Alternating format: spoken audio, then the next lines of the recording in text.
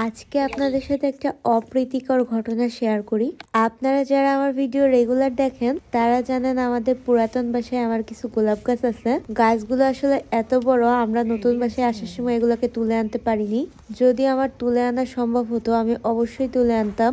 আমাদের পুরাতন বাসার চারিপাশে দিয়ে পুকুর, আশেপাশে আর তেমন কোনো বাসা নেই, একদম নিরিবিলি একটা পরিবেশ, তাই এখানে পাহারা দেওয়ার মতো কোনো লোক নেই। আমার কাছে একটা ব্যাপার অনেক বেশি খারাপ লাগছে, সেটা হচ্ছে আমার ফলোয়ার্সদের মধ্যে কিছু স্টুডেন্ট আছে যারা আমার বাসার আশেপাশে পড়তে আসে।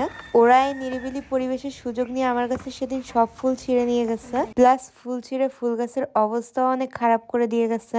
ওরা চুরি করে যাওয়ার পথে আমার আব্বু দেখছে, একদম সবার হাত ভরা ফুল আর করেছিল। প্রথমত এই গাছগুলো আমি খুব শখ করে লাগিয়েছি, দ্বিতীয়ত আরেকজনের গাছের যে কোনো জিনিস ছেঁড়ার আগে অবশ্যই তার পারমিশনটা নেওয়া উচিত, অথবা পছন্দ হলে তার কাছে চাওয়া উচিত।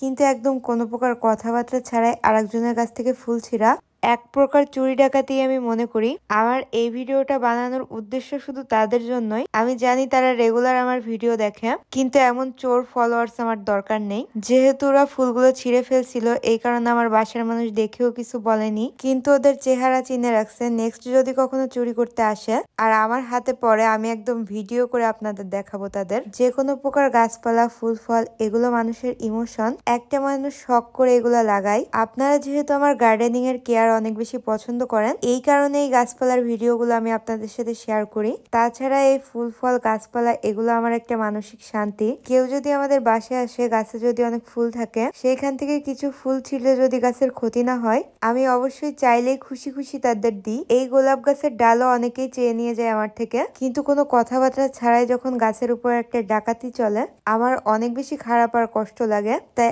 আমাদের বাগানের ফুল চোরদের আগে থেকে আমি সাবধান করে দিচ্ছি। নেক্সট যদি আমার বাগানের ফুল চুরি করতে আসো, তাহলে কিন্তু আমি দেখলে খবর আছে, একদম সুন্দর করে ভিডিও করে একদম সোশ্যাল মিডিয়ায় আপলোড করে দিব। আমি জানি তোমরা মনে মনে ফেব্রুয়ারি মাসেও ফুল চুরি করার প্ল্যান করতেছো। একবার খালি আসো, আমি ভিডিও তো করবোই, সাথে তোমার আম্মু আব্বুদেরও ডাক দিব। যার যার গাছের ফুল ফল একমাত্র তার আর তার ফ্যামিলির মানুষেরই রাইট আছে ছেড়ার। অন্য কেউ যদি পারমিশন ছাড়া ছেড়ে, এক কথায় তাকে চুরি বলে। এই ভিডিওগুলো আমার আগের ক্যাপচার করা। আপাতত ওই গাছগুলোতে আর কোনো ফুল নেই, কারণ ফুলের পাশাপাশি ওরা করিও চুরি করে নিয়ে গেছে।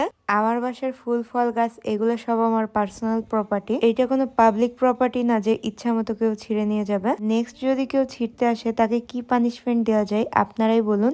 এর আগে আমি আমার 2-3টা পোস্টে কমেন্ট পেয়েছিলাম। একজনকে দেখলাম কমেন্ট করেছে, আপু আপনাদের ওইখানে একটা বাসা আছে যেখানে অনেক গোলাপ গাছ, আমরা ওইখানে গেছিলাম গোলাপ ফুল চুরি করতে। ও অবশ্য কমেন্ট করার আগে জানতো না এইটাও আমাদের বাসা। নেক্সট আরেকজন কমেন্ট করেছে, আপু ওইখানে পড়তে যায় আর ফুল ছিঁড়তে যায় আপনাদের গাছের। ফুল ছেঁড়ার সময় ওই এলাকার এক আন্টি আমাকে রাগ করেছে। মানে তুমি চুরি করতে যাবা, সেখানে তোমাকে রাগ করবে না, এটা কিভাবে এক্সপেক্ট করো? একমাত্র তোমাদের মতো মানুষের কারণেই আমার এই ভিডিওটা করা। তাছাড়া আমি এমন নেগেটিভ ভিডিও করতে পছন্দ করি না একদমই।